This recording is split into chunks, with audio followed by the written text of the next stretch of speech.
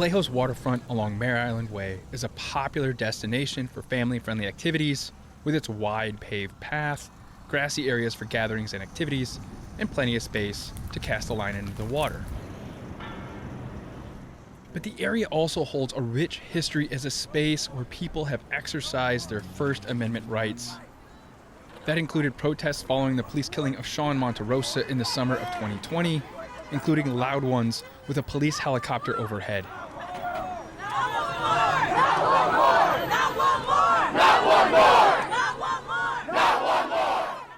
It's also included quieter demonstrations involving the younger relatives of people impacted by police violence. Yeah, there you go.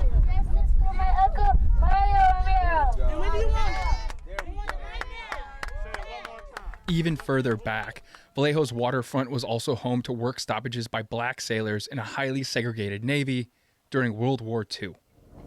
What happened here, July 17th, 1944, is little known to most Americans and almost forgotten in history. We now look back on this day as an early event in the civil rights movement. As UC Davis researchers recently noted, Vallejo's waterfront has been one of many landscapes for black resistance against police violence. Not to mention that it was also the setting for various uprisings and sometimes smaller or sometimes kind of larger so-called riots where black sailors found themselves fighting in the streets of Vallejo against white residents and white shore patrol.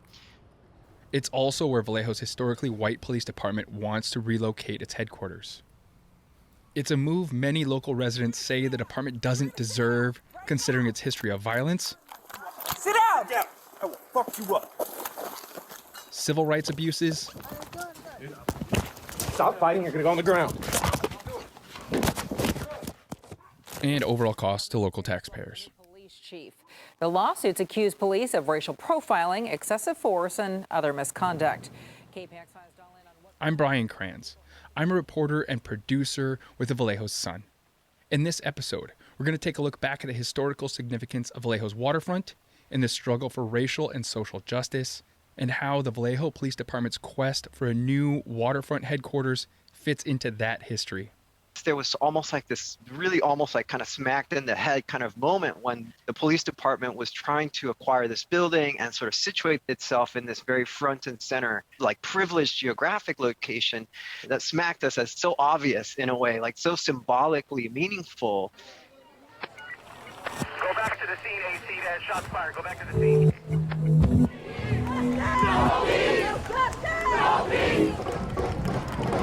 Let's keep this momentum going.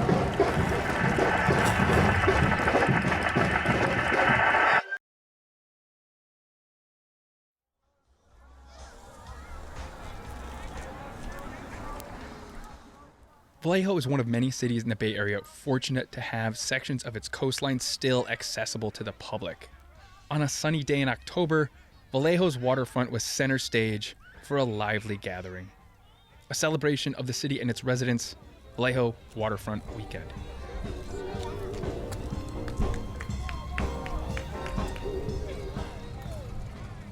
Over Saturday and Sunday, there was a car show,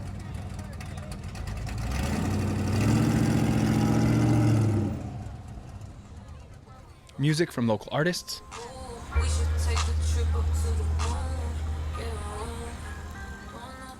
and also the Vallejo Police Officers Memorial Run, honoring those who died in the line of duty.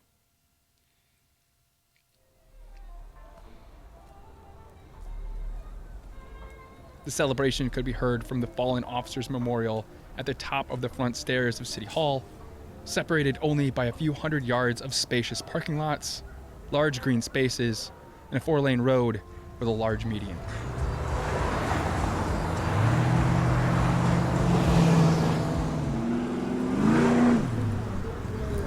Football clinic starting up in a couple minutes, so make sure you head over to the left of the football clinic for the second to fourth grade football cycle. Thank you. The Waterfront Festival also hosted a flag football camp. What is the magic word? The magic word is hike. If you're here, Coach Sarner say hike. You're running straight to me, then you stop.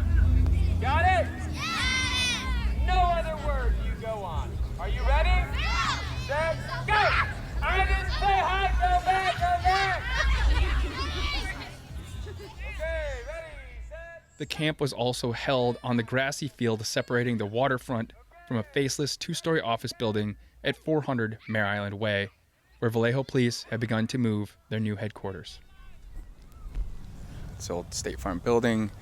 There's some city public works vehicles behind the fence. Looks like an unmarked police cruiser in the back.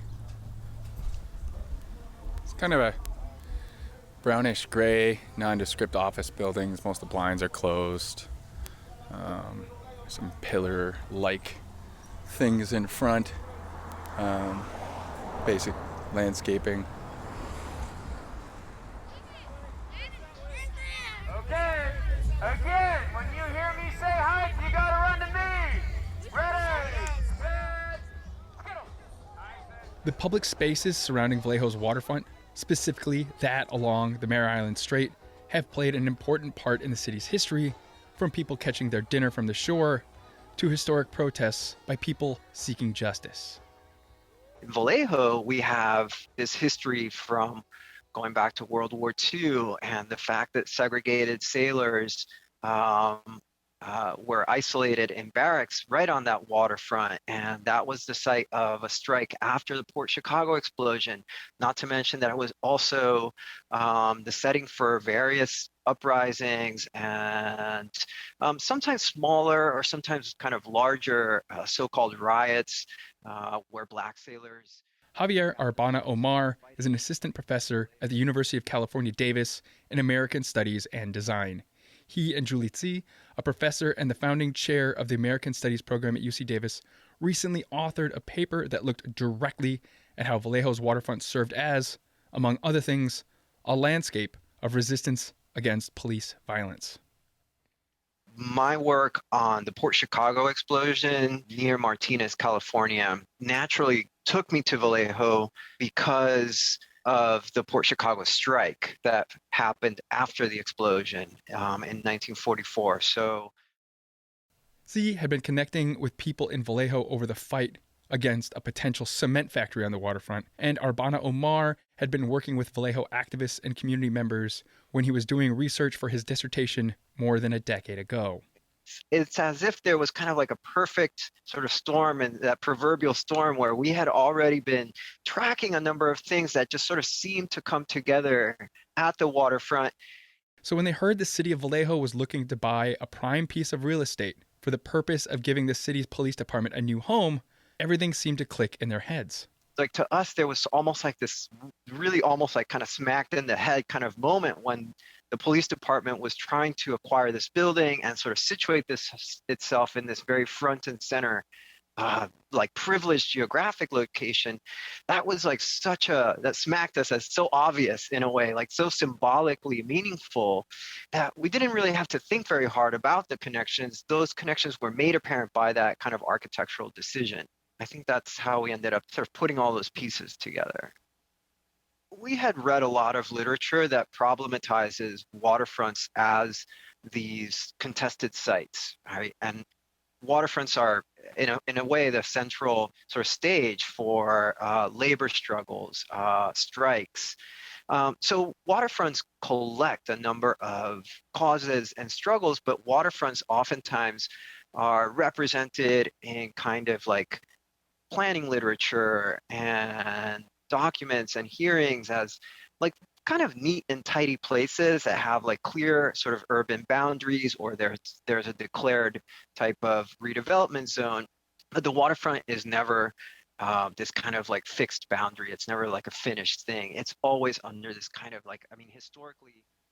Or as Arbona-Homar and Tsi wrote in their recent research paper, which is forthcoming from the Handbook of Urban Space, Architectures, and Politics, quote, Vallejo's history is one of racial struggle, class conflict, and capital accumulation intertwined with the long shadow of militarized and oil-soaked places amidst staggering beauty. Vallejo is significant because of both the virulence of anti-Black, state-sanctioned violence and fierce resistance to that violence. End quote.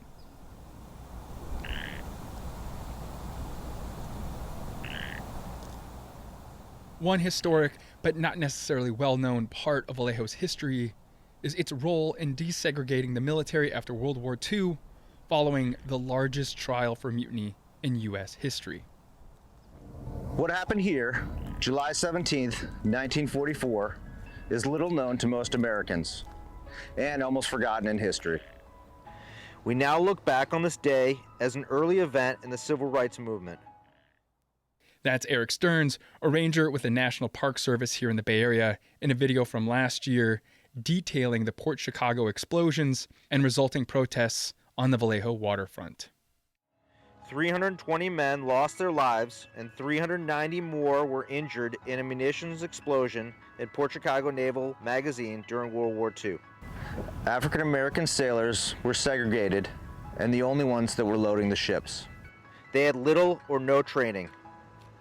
White officers encouraged African American sailors to work at unreasonably fast rates. 3 8-hour shifts, 24 hours a day. The officers often placed bets to see whose team could load the fastest.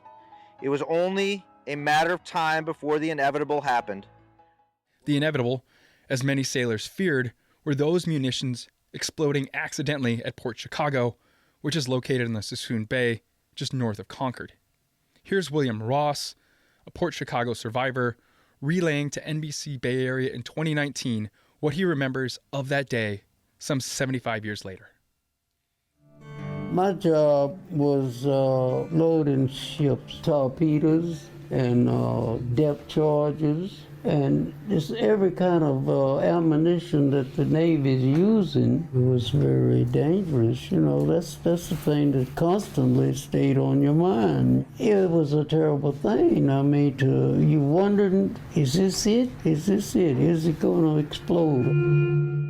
There's one very important thing to know about those taking the most risk in loading munitions onto those warships. Port Chicago had 1,400 sailors, all of them black, and all of their officers were white.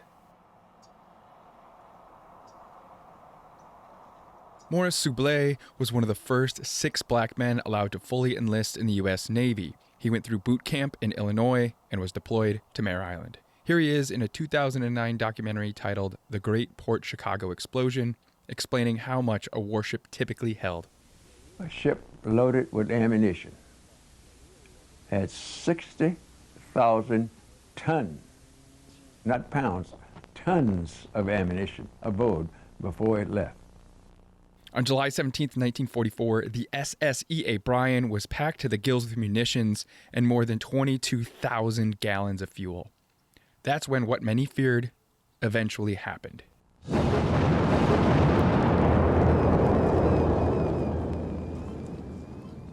The blast shockwave registered a 3.4 on the Richter scale in Berkeley, more than 20 miles away.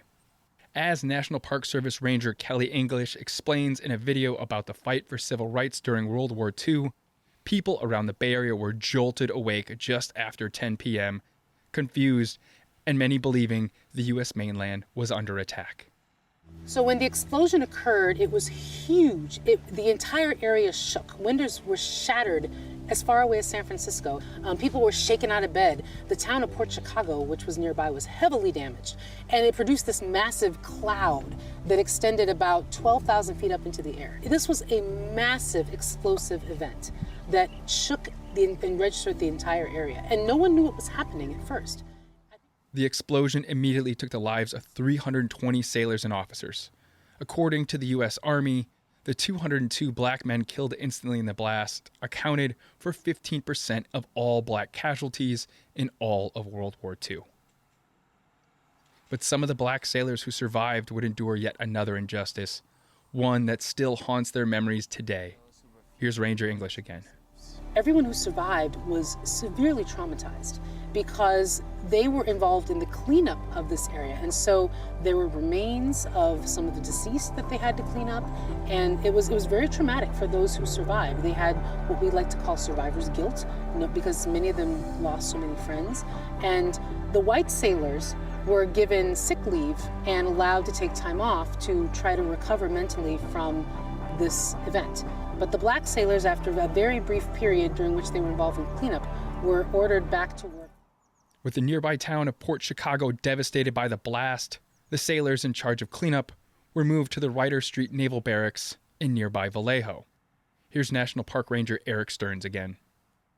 Many of the young African American sailors decided not to go back to loading. This was in fear for their lives.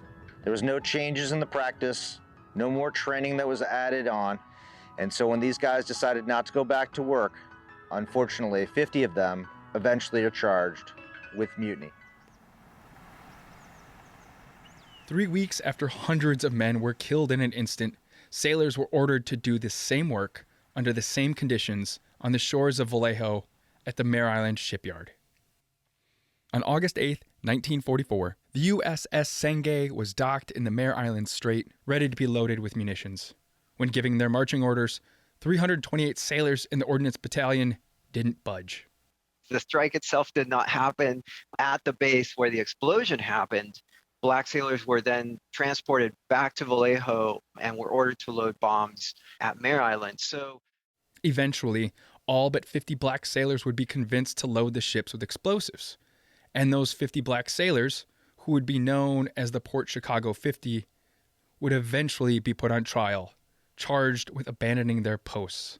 As Virginia Delgado Martinez with the East Bay Regional Parks District explains, the resulting court-martial was known as the largest trial in naval history.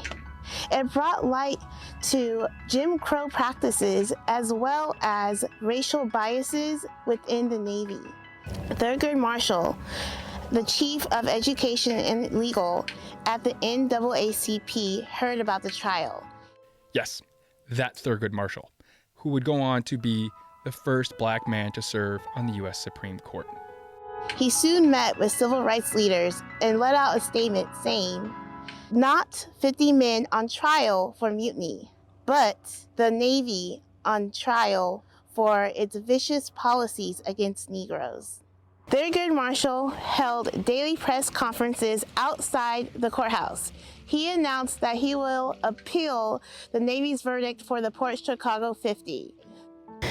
Marshall's efforts in the mutiny trial and in his appeal got the attention of the public, as well as President Truman, and soon enough, the stage was set for desegregation in the Navy and all the branches of the military. It made it official when President Truman signed an executive order in 1948. To this day, all but one of the convictions for the Port Chicago 50 stand. In 2019, Congressman Mark DeSaulnier introduced a concurrent resolution to Congress that recognizes the victims of the Port Chicago explosion and would exonerate the rest of the Port Chicago 50. That same year, a dedication ceremony was held for a memorial in Vallejo to the Port Chicago 50. Here's Bob Sampayan, a retired Vallejo police sergeant and mayor when the site was dedicated.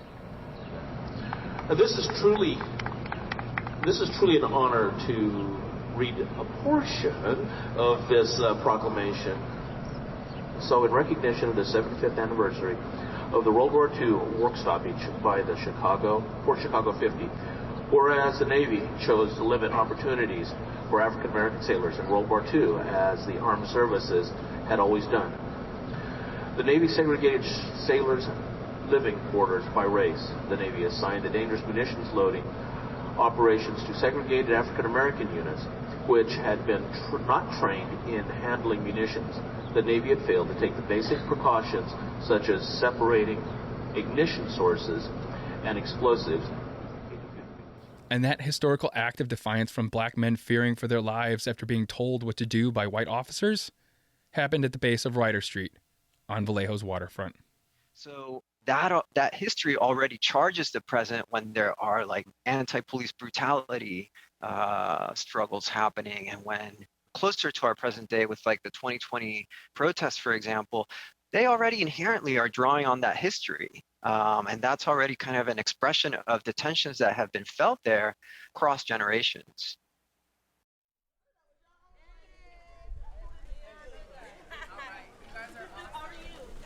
Good afternoon, children. If you didn't get your snack, come over here and get your snack. We will be beginning this march here shortly. On June 27, 2020, Just 25 days after Vallejo police shot and killed Sean Monterrosa, the city's youngest activists took to Vallejo's waterfront to speak out against police violence. Hello, everyone. One particular speaker took the mic and grabbed everyone's attention. My name is Mala J, and I'm a 10-year-old youth activist here in the city of Vallejo. Today, I want to say something very important, something that we need to speak about right here and right now. Vallejo, it's time to make a change. It's time to erase this systematic racism that's been plaguing our community for years to come. We shouldn't be plagued by poor education, poor housing, and poor criminal injustice. Come on, baby. Now, we need to get up and vote. We need to vote out these leaders who are also acting as stool pigeons. Come on, baby, say it. Tell these grown people what's up. We need to make a brighter, clearer future for our next generation of people. We need to stand up. We need to be peaceful. We need to be who we need to be. And I'm going to end it with this last note. No justice, no peace. No peace, no justice. Thank you. By the time kids would be protesting on Vallejo's waterfront in June 2020, Vallejo city officials had already been moving things along to give Vallejo police such a prominent piece of land on the waterfront.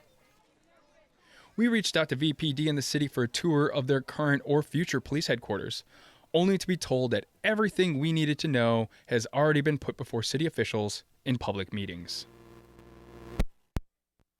Sorry, asking me to take the vote? Yes, please. Thank you. Commissioner Larson? Vallejo purchased the old State Farm Insurance building at 400 Mare Island Way for $13.5 million in early 2019 with the expressed intent of transforming it into a new police headquarters. On April 23rd of that year, City Council voted to close on the property. By June 3rd, 2019, the item went before Vallejo's Planning Commission. Item 11C. Then City Manager Greg Nyhoff had asked the commission, with only days' notice, to consider rezoning the property at 400 Maryland Way from business limited / residential to allow a public facility on the site, specifically a, quote, proposed police facility. One of the things that caught Commissioner Chris Platzer's attention was how the staff report for the project said the city looked at 57 other potential sites and none would have worked for a police station. Did I hear you correct that you looked at 57 other sites? Wow, that's a lot of work. And you used the word optimal to describe this site. So just on a scale of 1 to 10, this came out as a 10. Could you give me an example of a site that came out at like a 9? City staff couldn't give Platzer a simple answer. Here's then Assistant City Attorney Shannon Eckmeyer. We were requested by the city manager's office to see if there were any existing vacant or public facility uses within the city of Vallejo where the police department could go into right now, and that's where the 57 numbers come from. That includes all government facilities, schools, hospitals, everything that falls under the public facility uses. And there aren't any sites that would accommodate this other than 400 Mare Island Way.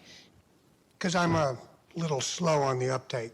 So 57 other locations were all deemed inappropriate for a police station.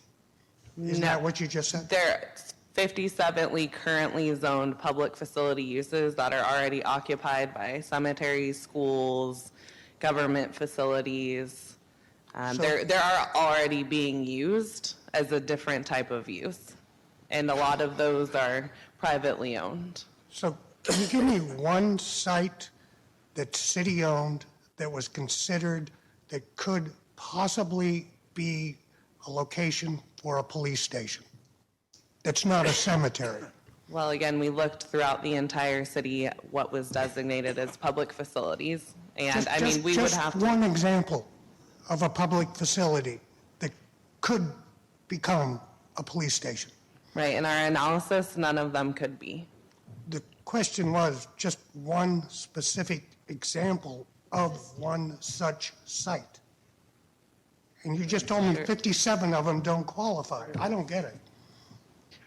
By then, the city was in final stages of escrow to buy 400 Mare Island Way. They'd already been in discussion with the library, which is a county, not a city entity, about moving into the new building so police could have the JFK Library next to City Hall. Here's then Planning Commissioner Robert Schussel. Mr. Nyhoff, I think what the confusion is, one is if you just talked about a general use of that property versus the police station. And I think it's the police station where there are going to be some impacts. Now, whether they're significant, I don't know. And I think that's what some of the commissioners are trying to say.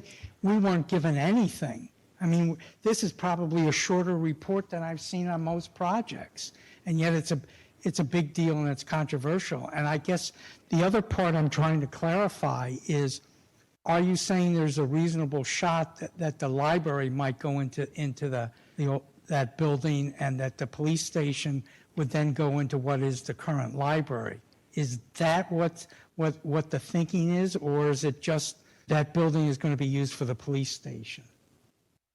It is our intent in presenting this, my intent in presenting this to the City Council, that this is connected to our civic center of the community right here in City Hall and the library, and that its best use, and we've walked it with, we've had architects, engineers take a look at it, walked it with the police department to make sure that it would be adequate use for them and what it would cost to do that.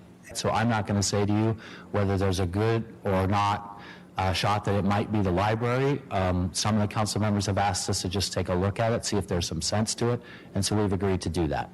But Nyhoff, the controversial city manager, clarified that he didn't put the matter before the Planning Commission for the approval of a police station, despite the project description stating, quote, in order to allow the proposed police facility at 400 Mare Island Way, general plan and zoning amendments are required, end quote. Instead, Nyhoff assured the Planning Commission his request was more of a vague declaration and that the Vallejo City Council would hash out the details down the road, regardless of how the commission voted. The action you're looking at tonight isn't about the police station at the site.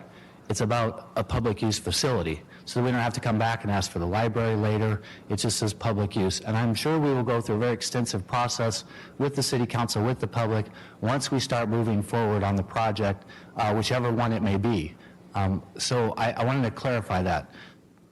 And during that June 2019 Planning Commission meeting, and other public meetings before and after it, Vallejo residents voiced their concerns about moving police headquarters to the city's waterfront. I love the waterfront. It's absolutely beautiful, and I think that the use of the land would be much better for something more profitable for the city of Vallejo. I agree with many who've spoken that it's not ideal. The last speaker brought up a great point. How much is it going to cost to fix this particular building up? We don't have a definite figure. We have some estimates. Part of the problem is this building will most likely, because we do not have the reports yet and they were not thoroughly done as we learned during the City Council. And I look at the waterfront and I think that that is some of the most valuable real estate that Vallejo has. I think that we're sitting on a gold mine if we play this right. And I just ask you to really consider from a zoning perspective, and as we think about the future of the development of Vallejo, is that really the best use of that land?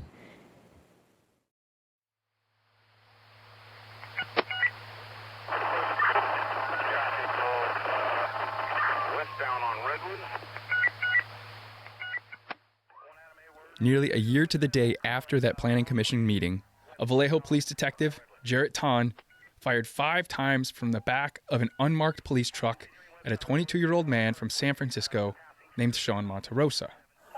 Go One of Tan's bullets would hit Sean in the back of the head, killing him instantly, amid wide-scale looting and protests in response to the police killing of George Floyd in Minneapolis days prior. You see gun on him? Sean Monterrosa would be Vallejo's 19th police killing since 2010. That, along with the revelation many officers in the Vallejo Police Department marked those and some non-fatal shootings by bending the tips of their star-shaped badges, created national news. That caused the California Department of Justice to get involved, reviewing the department's policies, and eventually taking over the criminal investigation into the Monterrosa killing. Many in the community argued Vallejo police shouldn't be rewarded for their bad behavior with a new police station on the city's waterfront.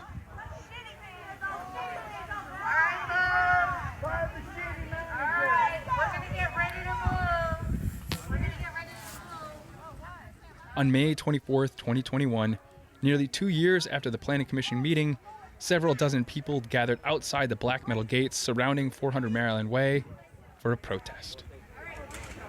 All right, folks, so we have our people that are going to block this gate. So we're going to go ahead and just move forward to the front, make some noise, all right? If anyone wants to lead hands, you're more than welcome to. I'll take the first one, but let's start gathering here and move forward, all right? That day, the Vallejo Police Department invited reporters to the facility for a press conference, announcing the opening of a new center for victims of domestic abuse. Willie McCoy. Angel Ramos. Angel Ramos. Angel Ramos. In response to the protest, the department said they were all out canceling the outdoor ribbon cutting. Instead, they moved it inside and broadcast it on Facebook. Here's then Police Chief Shawnee Williams, the first black person to ever hold the title, speaking at that private event. We envision a vibrant and connected community where anyone impacted by violence, abuse, or other trauma receives the support, the attention they need to fully recover so that they may reach their highest potential. The Care Center is comprised of professionals and organizations that will support those in crisis and raise awareness. Despite the supposed good intentions of the center, the day was marred by the department's deceptions, as KQED's Raquel Maria Dillon explained. The Vallejo Police Department is under scrutiny again after holding an opening ceremony for a new center for victims of abuse, despite concerns about transparency from activists and several city council members. The event was streamed on Facebook Live after the police department's public information officer told the press the event would be postponed. The KQED report included comment from District 6 council member Tina Arreola, who joined the protesters that afternoon.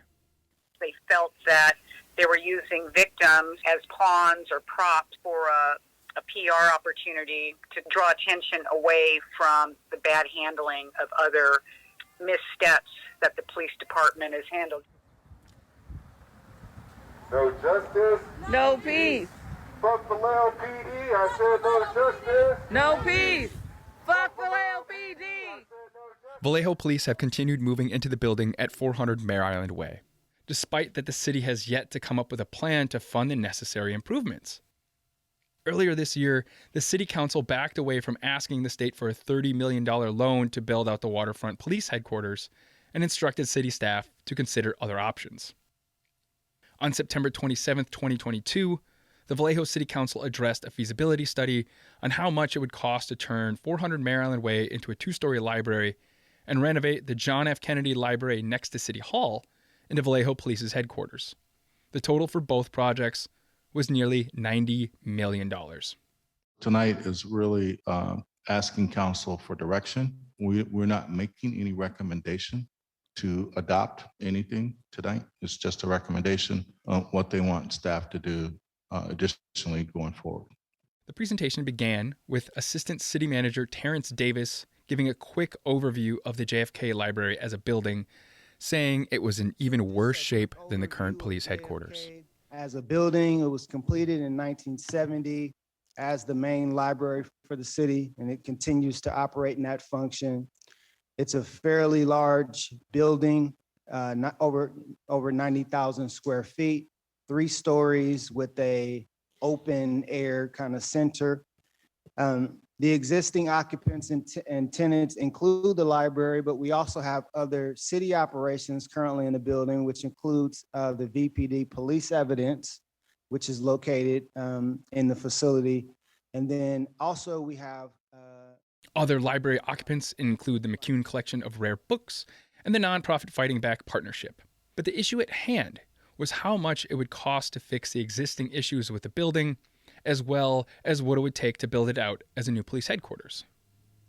To start, the 52-year-old building would need $5 million worth of improvements just to cover deferred short-term maintenance. Here's Bruce Plale, the chief architect on the assessment, with some of the finer details of moving the police into the library and the library in 400 Mare Island Way. But we did spend time, as I mentioned, with the Solano County Library staff to figure out its best use. As far as the site goes, it's great. You know, there's a 2-story building, there's parking, ample parking, happens to be in 242 spaces on this site as well, and access from both arterial roads. This building has about 59,000 square feet in it, so it's smaller than the other building. Let's go to the next slide, please. Part of the plan would include turning the expansive park behind the library, which was recently renamed in honor of Martin Luther King Jr., into a parking lot for police vehicles. We are live. On July 25th of this year, Vallejo Mayor Robert McConnell was interviewed by David Marsteller Jr. on his OzCat radio show on 89.5 KZCT-FM. McConnell spelled out the issues that remain at hand. The State Farm Building was purchased at the direction of the City Council upon a request from the then City Manager. Now we own it. What are we going to do with it?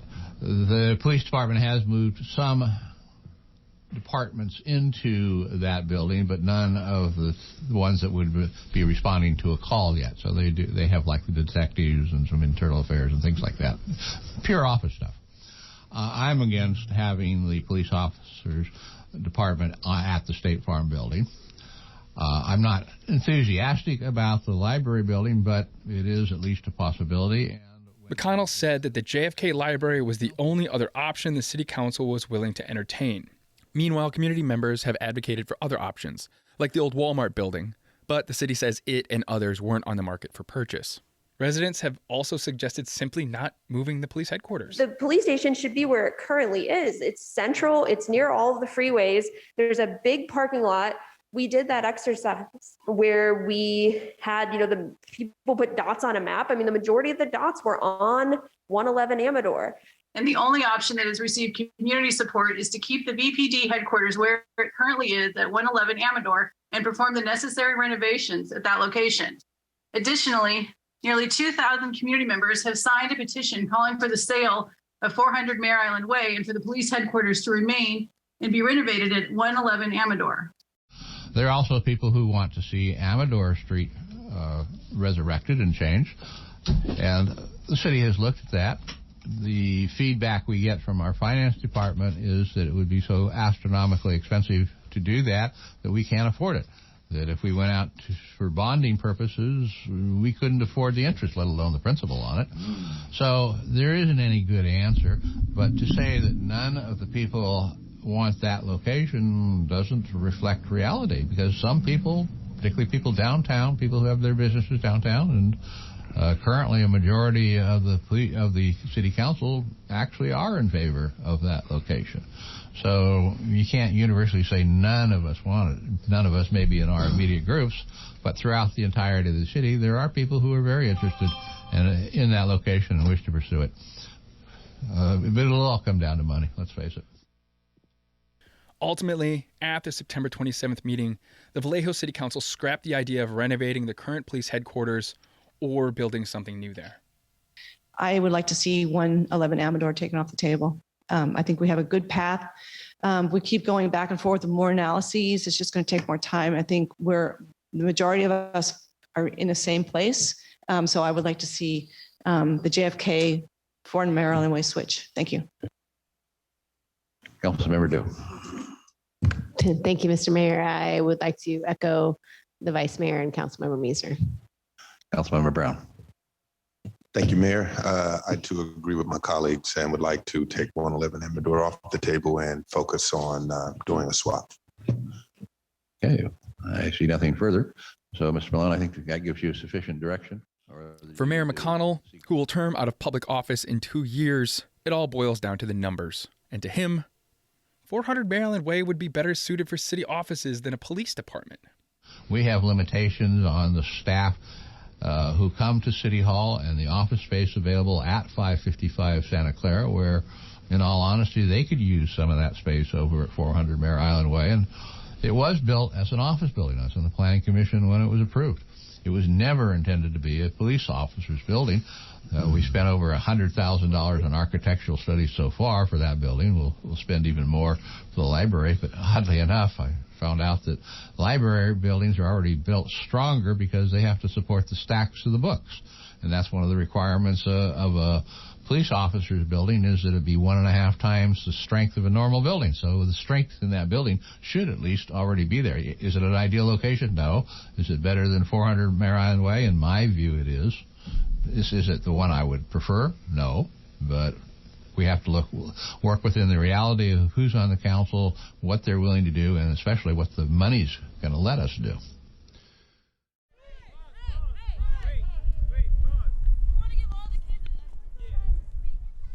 Historically and presently, waterfronts are spaces in places like Vallejo that naturally attract people for many reasons, including those who want their voices heard as they speak out against injustice.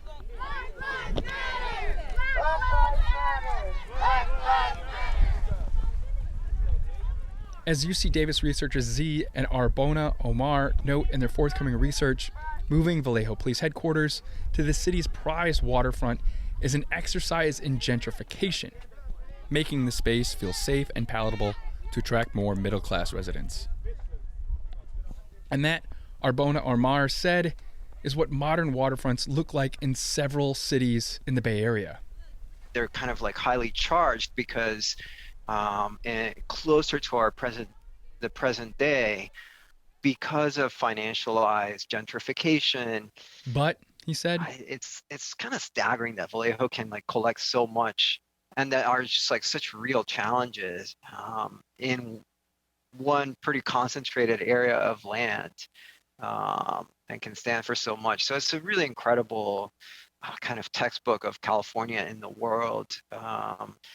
And I mean, I would just encourage people to pay closer attention, to like kind of stop and slow down and learn more from Vallejo. It's sort of like, I think to a lot of people, it's sort of like just to kind of, they see some exits off the 80 and never really take them.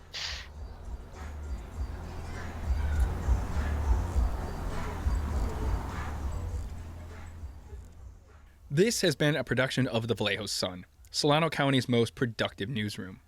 This podcast and hundreds of articles available to anyone for free at vallejosun.com is made possible by listeners and readers like you. Most specifically, we want to thank Jerry Vinn, Joseph Turner, and William Kim, subscribers at our partner level tier, for their generous support. Right now, subscribers of all levels can sign up to receive a small but very well-intentioned thank you gift, available to you or someone you know who loves Vallejo, local journalism, or both. The Vallejo Sun is myself, Brian Kranz, Scott Morris, and John Glidden. Together, we hope to serve a diverse community eager to keep their elected officials accountable through timely and regular news stories relevant to people in the 707.